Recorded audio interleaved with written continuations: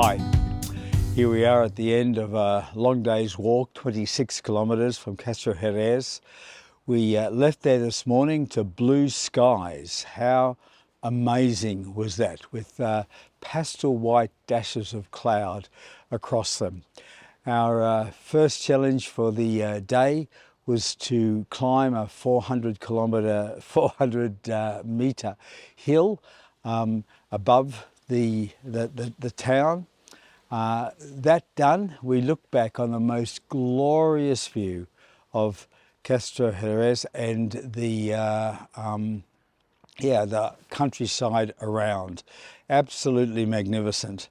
From there, it was a walk down the hill onto the plains of Spain. We walked through basically 3 towns, and it was very much just rural fields.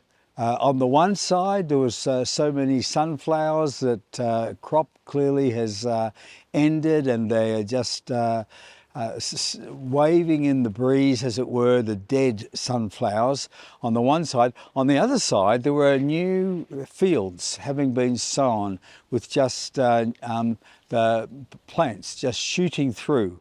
There was a symbol of death and the symbol of new life. That was certainly something for us to be contemplating today as we walked.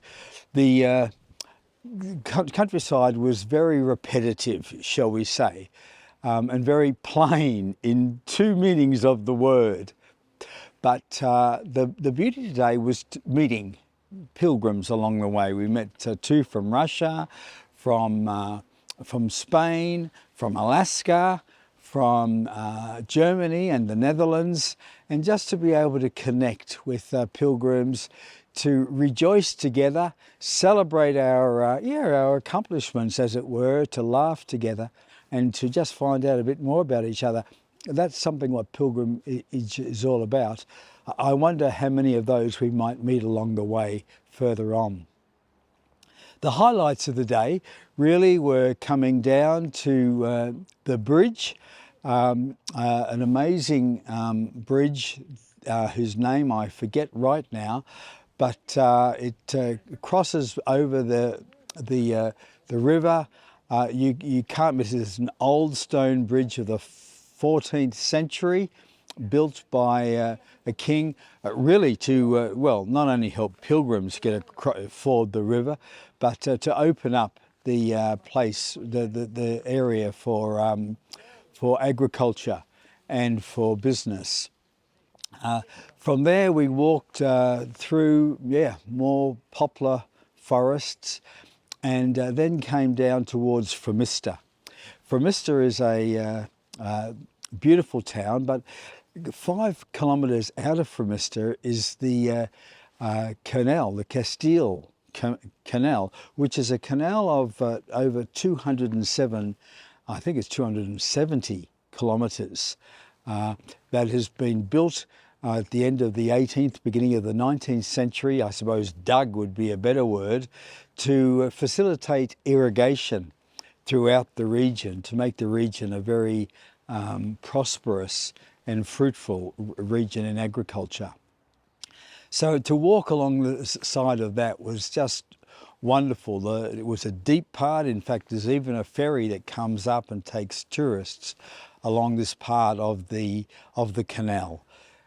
We walked along, it was just girded by poplars, and it was just a beautiful scene to complement the day, I suppose, finish a day that had, as I said, had been very plain, very continuous.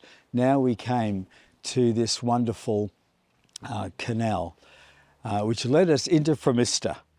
We crossed the lock and into this wonderful town. I'm standing in front of the church of San Martin, which was built in 1066 and has been perfectly restored at the beginning of last century.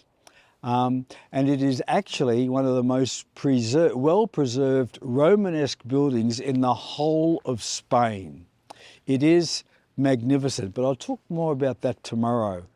The point is just this church and the church of San Pedro, in which there is a museum and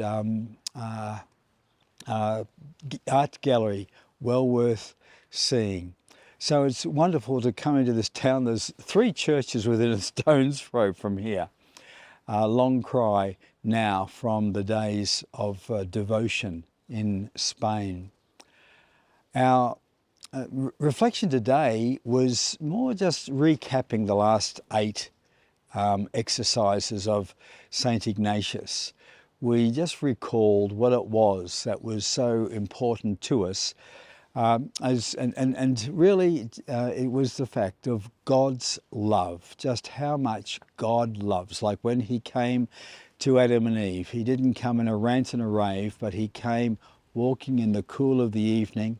He indeed had to give them the consequences of their sin, which we bear, but he did so in love, just clothing them and promising protection to them.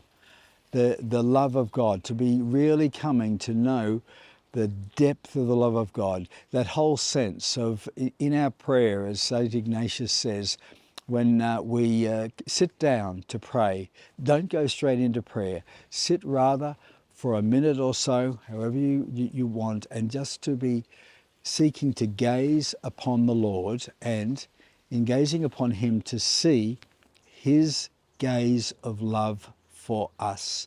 See the whole thing of faith, really it's love, isn't it? God is love, and to really encounter his love, to take time to do that, and to, in reading through the scriptures or whatever is set for the day, to be looking for where it is that God is going to speak through his word to us. And when we get to a place, to stop and to really just chew on that. Let that be the nourishment for our soul. There need not be a rush to get to the end of what we are set to do for the day, but to really seek to encounter the Lord and to let him be ministering to our hearts. Indeed, Ignatius says there's many other times for prayer. How important are they?